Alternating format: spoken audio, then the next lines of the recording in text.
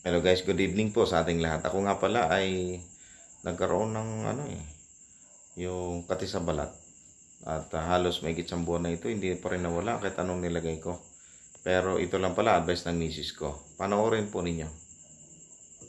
Okay guys, meron tayong ito pala ang napakagaling na gamot sa mga katakati. Dutch rub, ano po. So ito yung laman niya. Okay, may luyan dilaw po ito, kaya kukuha lang po tayo ng kapraso, guys. Ayan. Praso, tapos, ayan. Okay. Tapos po, okay.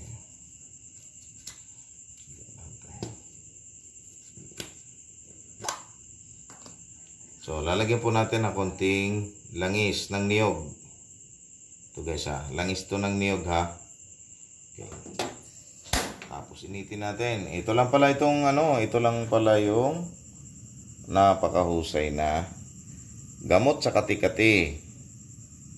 Okay, initin natin siya guys. So ayan natin siyang kumulo.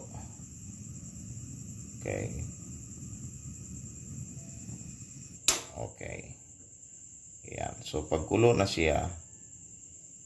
Okay, bitawan po natin dyan. Ay, sorry. Ayan, kukuha tayo ng cotton buds. Okay. So, ilagay po natin sa... Okay. Ito yung sinasabi ko sa inyo na Makati. Ito po ay aray ko. Ang init. Ito po ay Makati sa gabi.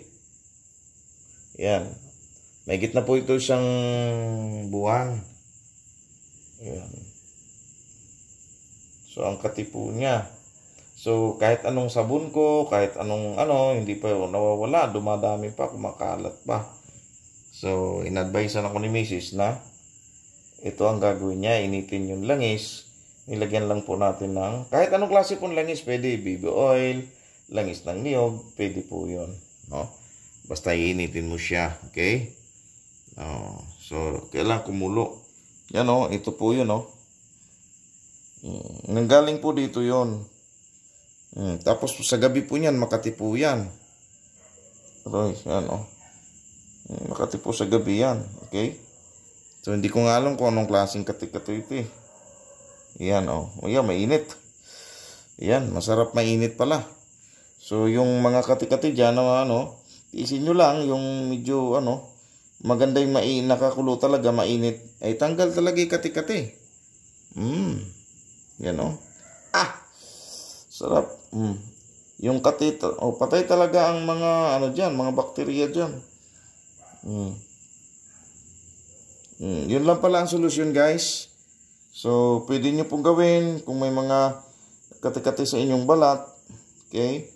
So kahapon naglagay ako pangalawa. Ngayon, so pangalawang lagay ko pa lang, tuyo na agad. Okay.